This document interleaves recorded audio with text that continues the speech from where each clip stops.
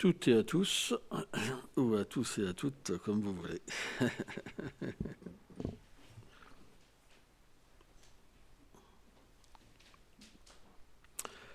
On va lire un verset du Srimad Bhagavatam.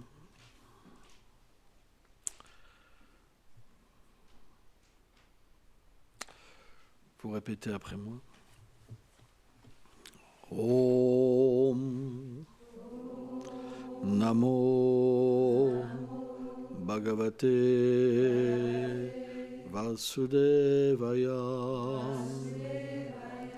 Om Namo Bhagavate Vasudevaya. Om Namo Bhagavate Vasudevaya.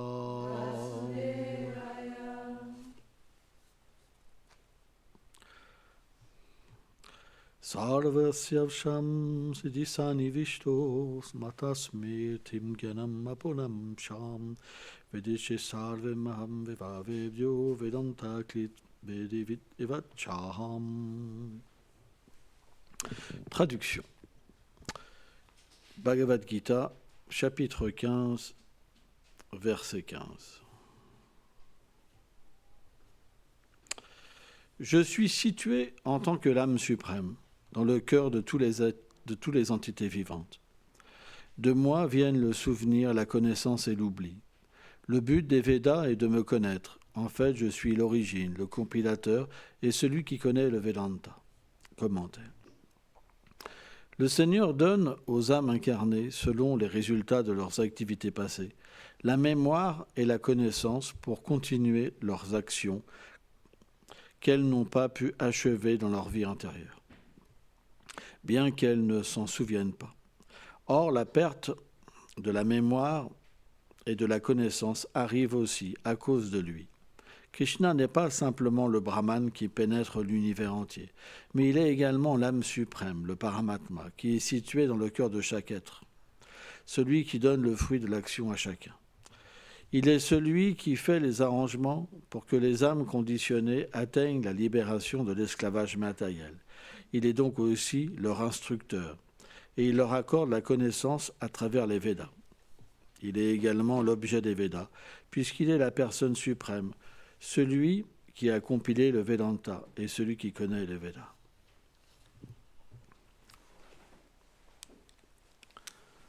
Om Gyanati Milandasya Gyanam Jalam Shalakoyo Shakshurum Militam Jena Taisme Shigulave Namam Namam Vishnu Padaya Krishna Plistaya Bhutale Shrimate Bhakti Vedanta Swami Niti Namine Namaste Sarasvati Deve Kolavani Pracharine Nirvishesha Sunyavadi Prachatya Deshatarine Vanchakalpatarubhyacha Kripa Sindhubhya evacha Patitanam Pavanebhyo Vaishnavebhyo Namo Namaha Jai Shri Krishna Chaitanya Prabhu Nityananda Shri Advaita Gadadara Shivasadi Gaura Bhaktavindam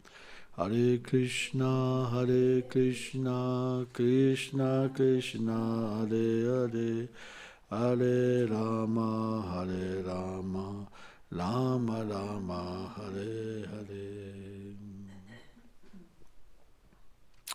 On pourrait se demander pourquoi le Seigneur nous donne l'oubli comme le souvenir. Tout est une question d'amour.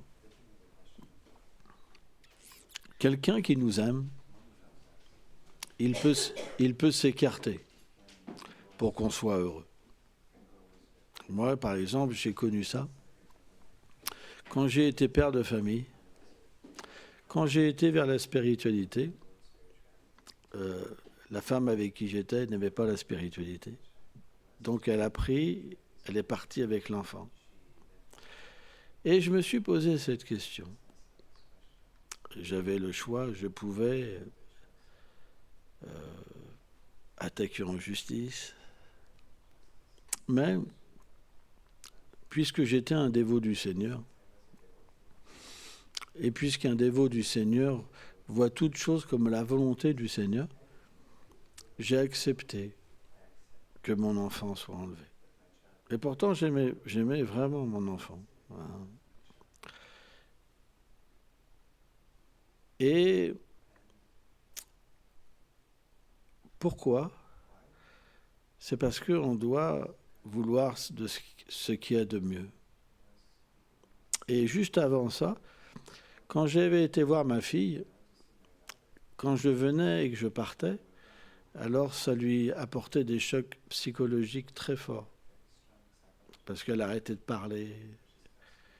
Et donc j'ai réalisé que j'étais une source finalement de perturbation. Donc, quand j'ai reçu cette lettre où elle me disait « Tu ne pourras plus revoir ta fille. Si un jour elle veut te voir, ça sera son choix. » C'était il y a 33 ans.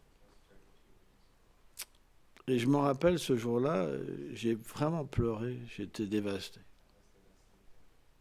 Et j'ai prié, j'ai dit « Mais Seigneur, je m'abandonne à toi et tu me prends la chose qui m'est le plus chère. » Et j'étais perdu. Je divaguais. Les sentiments, ça nous fait divaguer, comme si on est ivre de malheur.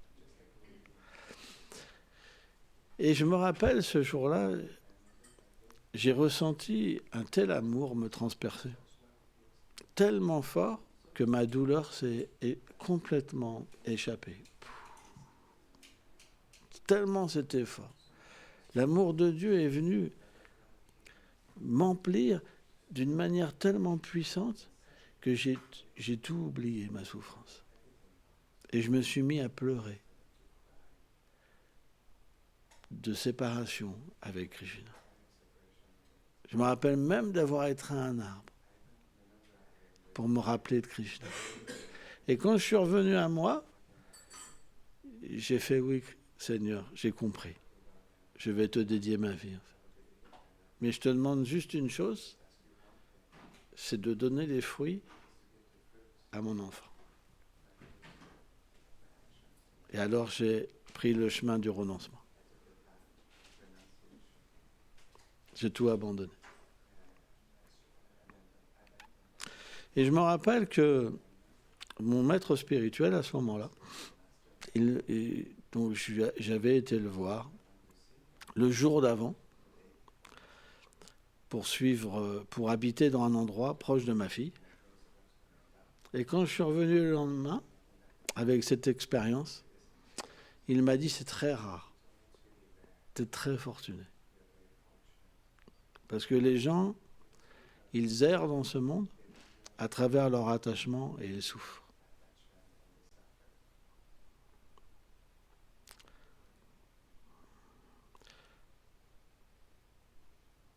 Donc, je me suis effacé pour qu'elle soit heureuse.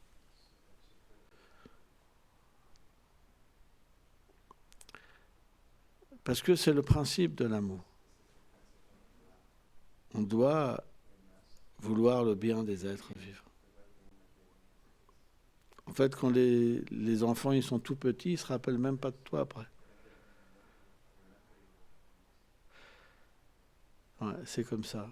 Il faut accepter. De la même manière, le Seigneur, lorsqu'on veut le rejeter, quand on veut vivre indépendant de lui, alors il s'écarte.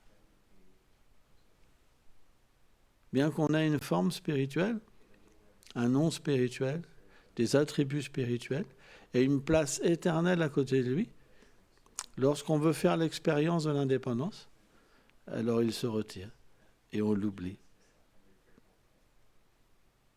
C'est comme ça. Parce que c'est l'amour.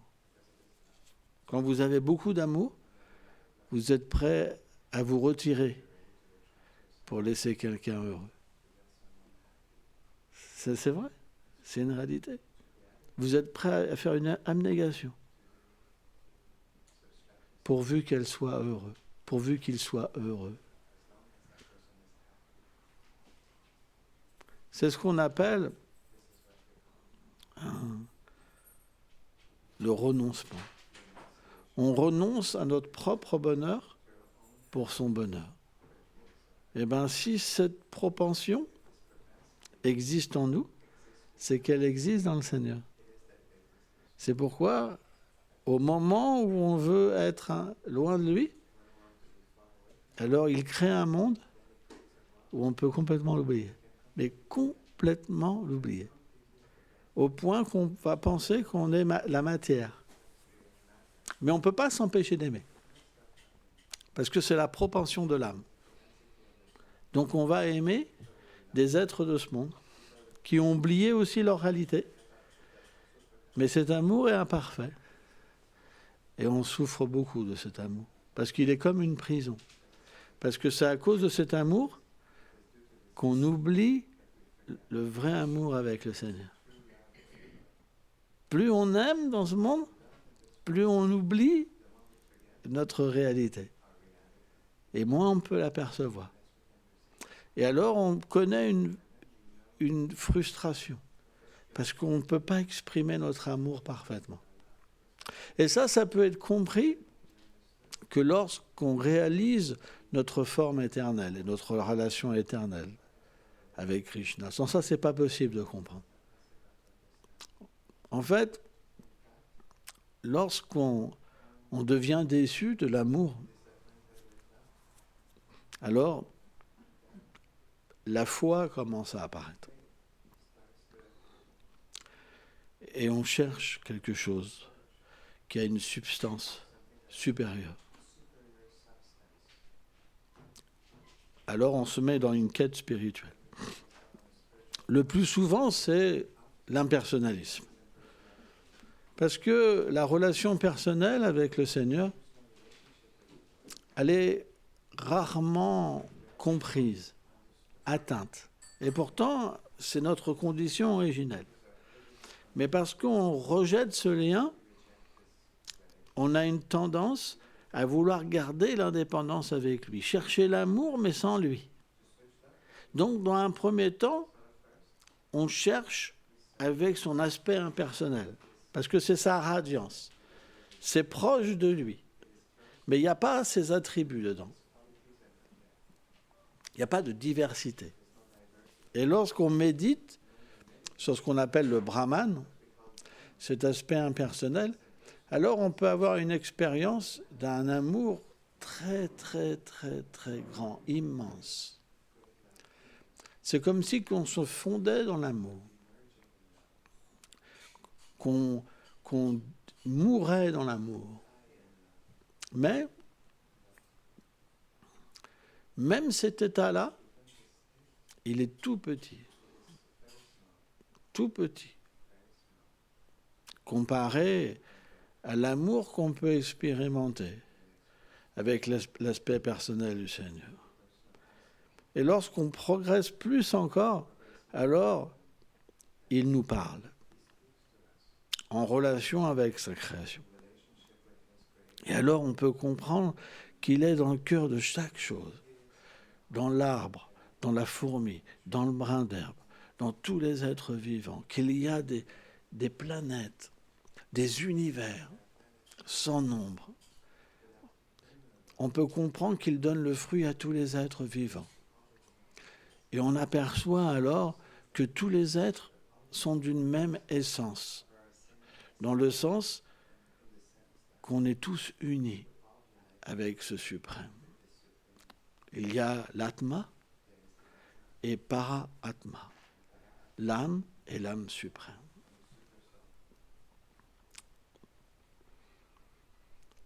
Mais lorsque le désir d'amour est plus fort encore, parce que le Créateur, c'est loin. C'est une relation très lointaine, avec la révérence. Oh Seigneur suprême, c'est très doux, c'est merveilleux, il y a beaucoup d'amour. Parce qu'on devient complètement libéré de toute souffrance et on voit les êtres souffrir. On devient empli de compassion. On peut tout tolérer.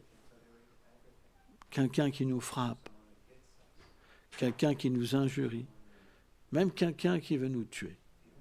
Parce qu'on comprend, parce qu'on est sorti de l'ignorance, on peut comprendre pourquoi une personne est dans l'ignorance et pourquoi elle a haine. Avant, ce n'est pas possible. Mais lorsqu'on désire un amour plus profond, plus intime, alors il faut la douceur du Seigneur. Le Créateur, c'est l'opulence. Je suis celui qui maintient, qui crée, qui détruit. Toutes les choses viennent de moi. Je donne le fruit de tous les êtres, la connaissance à tous les êtres. Je suis le Seigneur suprême, le seul, l'unique.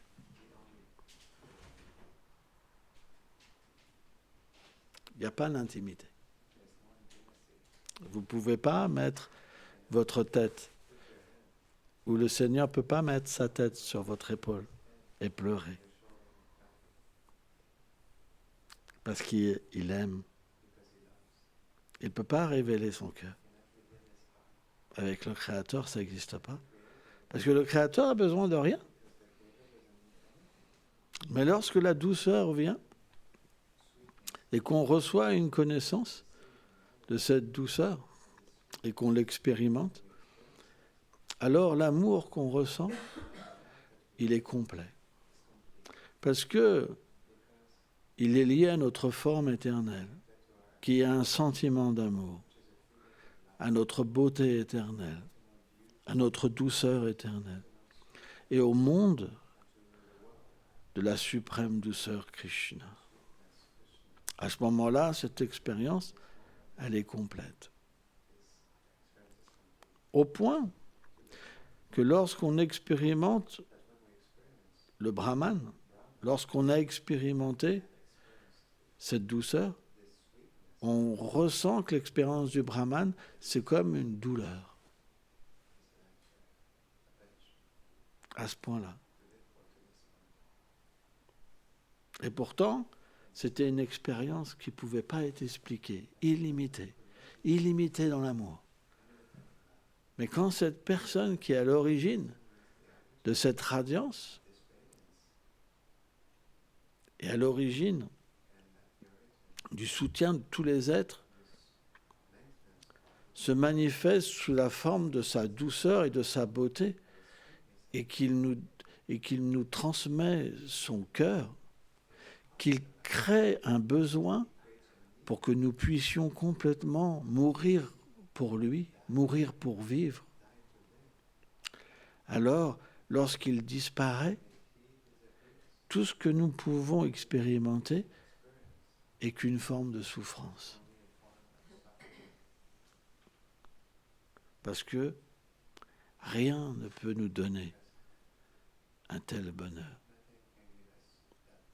Rien ne peut nous donner l'expérience d'exister sur ce plan si élevé. C'est impossible. C'est pourquoi Krishna a dit, le but des Védas est de me connaître.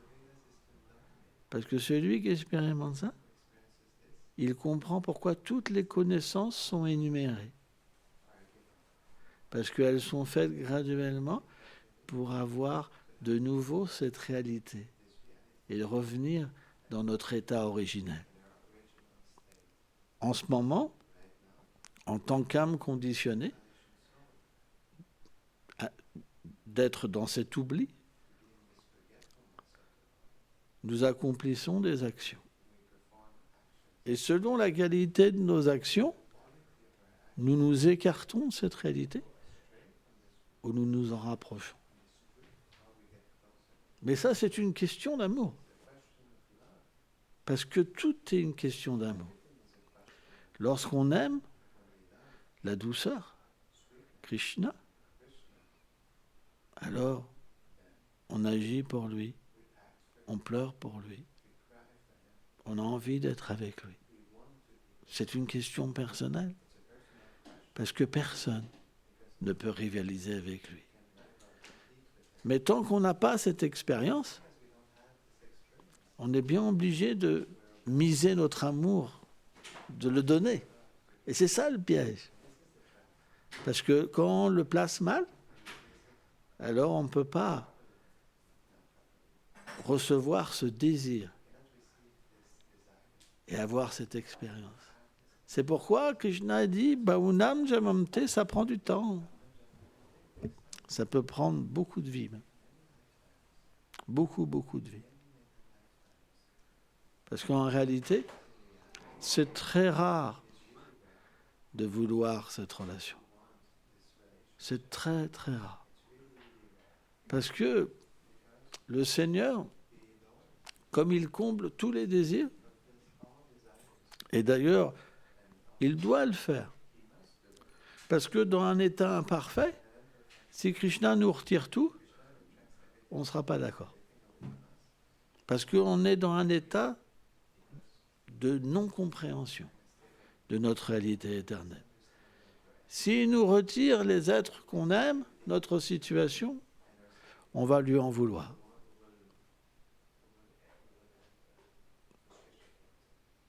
Parce qu'on ne sera pas prêt à tout abandonner. Ce n'est pas possible. C'est pourquoi, dans sa miséricorde, il crée ce qu'on appelle la réincarnation.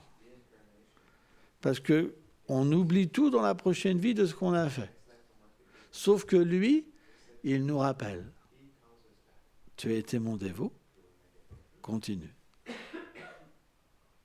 Et tout l'acquis qu'on a eu, on le retrouve et on reçoit une situation qui est plus favorable pour l'abandon. Ça ne peut pas être autrement.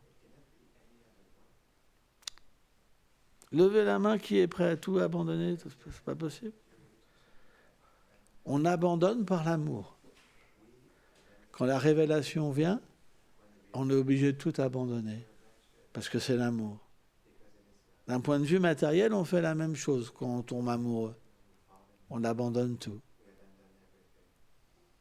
Les amis, la vie qu'on avait. On dit souvent que les voyous, ils changent quand ils rencontrent l'amour, par exemple. Ils rencontrent une femme, hop, ils abandonnent tout. Toutes les bêtises, tout. Et ils rentrent dans une vie de famille où ils se sentent sauvés.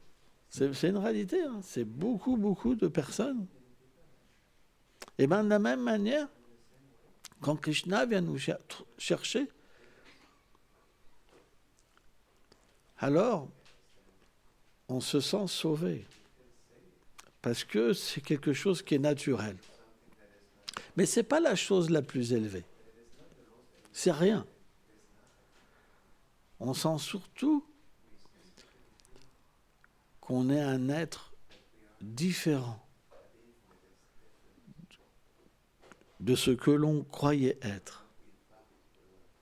On ressent des sentiments différents. On peut percevoir une forme différente, une connaissance différente. Et on peut, à travers l'amour, voir Krishna. Srila Prabhupada disait, c'est comme une télévision transcendantale. On peut voir ce que Krishna fait. Krishna peut nous appeler. Et on peut expérimenter sur un niveau tellement élevé l'amour. Mais même si on entend parler, si on a les désirs pour l'amour matériel, ça ne fera pas l'effet. Ça fait un effet. Mais ça prend du temps. Parce que même matériellement, lorsqu'on s'est fait tricher, on y croit encore. Et encore. Encore. C'est sans fin. Il doit bien avoir une solution. Le Seigneur est une personne. Il doit venir à un moment et entrer dans notre vie et nous faire comprendre qu'on s'est trompé.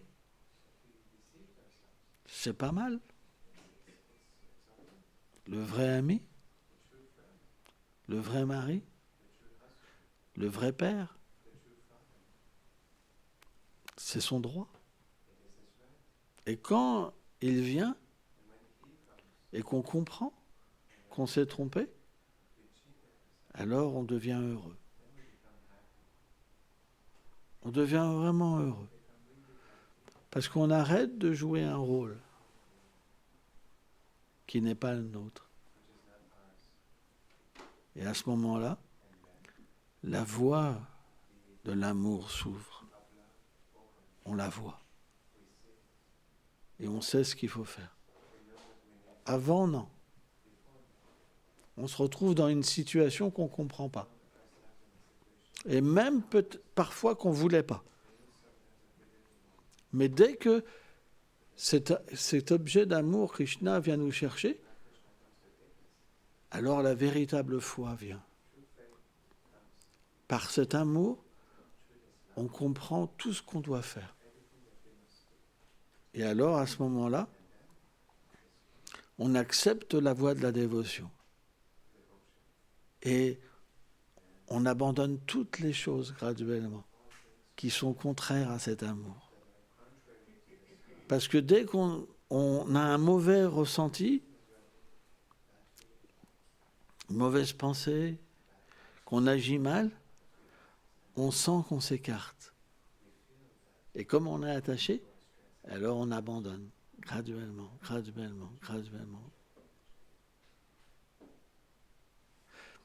Alors on peut se dire, mais personne ne peut vivre. Si, parce qu'on fait la même chose. Tout se passe à l'intérieur. C'est ça le secret. C'est que le Seigneur n'enlève rien extérieurement. Tout se passe à l'intérieur. Et d'ailleurs, c'est très intéressant, c'est que vous voyez dans ce monde, les relations, elles peuvent continuer, mais les êtres peuvent aimer d'autres personnes. Par exemple, on voit aujourd'hui, c'est pas rare de voir qu'un homme et une femme mariés s'attachent à une autre femme et un autre homme, par exemple. C'est quelque chose de banal maintenant. Eh bien, les relations, elles restent, mais il y a un autre amour qui apparaît dans le cœur. C'est comme ça. Eh bien, de la même manière, lorsqu'on aime le Seigneur suprême, lorsqu'on aime Krishna, la douceur suprême, alors on garde les liens. Mais la seule chose, c'est qu'on ne trompe pas les gens. On les aime par rapport à leur réalité éternelle. Parce que quand on voit notre réalité, on voit la réalité chez les autres. Et puis l'aspect externe. Et donc on devient très fort dans l'amour. Parce que Krishna aime tous ses dévots. Lorsqu'on a une relation avec ses dévots, alors on ressent aussi beaucoup d'amour. Et on ressent qu'en les servant, Krishna est satisfait. C'est pourquoi, en vérité, on ne perd rien, on gagne dans toute chose. Parce que tout devient sublimé. Ainsi, par l'amour, Krishna nous vainc. Et c'est une expérience. Lorsqu'on est un dévot du Seigneur, on se sent vaincu par l'amour. Moi, je sais, j'ai eu cette expérience dans ma vie. À un moment, j'ai baissé la tête. Parce que Krishna m'avait vaincu. Et j'ai jamais pu revenir en arrière. Ça a été une expérience extraordinaire. Il m'a vaincu. Il m'a tellement vaincu que j'ai dû abandonner tous mes projets. Tout ce que je savais, je l'ai simplement remis à ses pieds. Et je lui ai dit, fais ce que tu veux de moi. Tu m'as vaincu. Comme un roi qui vainc un autre royaume. Quand l'autre roi est vaincu, il vient devant le roi et il remet tout. Je suis ton serviteur. On ne peut rien faire. Il est tellement beau, tellement doux. C'est pas possible. C'est parce qu'on ne voit pas, qu'on ne peut pas avoir d'expérience, qu'on reste comme on est. Mais dès l'expérience de Krishna vient, on lui remet tout. Et on accepte ce qu'il veut. Et qu'est-ce qu'il veut? Qu'on intègre son royaume. C'est très doux, c'est très merveilleux, c'est sublime. C'est une expérience. Et c'est difficile à comprendre si on n'a pas expérimenté. Mais Krishna dit, celui qui a expérimenté, il connaît tous les Védas, toutes les connaissances. Parce que toutes les connaissances qui sont manifestées dans ce monde, elles sont indirectement ou directement faites pour se diriger vers lui. Parce que tout vient de lui et par lui. Quand vous voyez Krishna, alors tous les buts sont atteints. Et tout ça, c'est inconcevable. Mais c'est simplement comme un retour. On avait fait tout ce tour, tous ces millions d'existences, pour réaliser qu'on s'était trompé. Et là, quand on revient, Krishna, il dit, il ne revient plus jamais dans ce monde. Jamais. Gaur Premanand.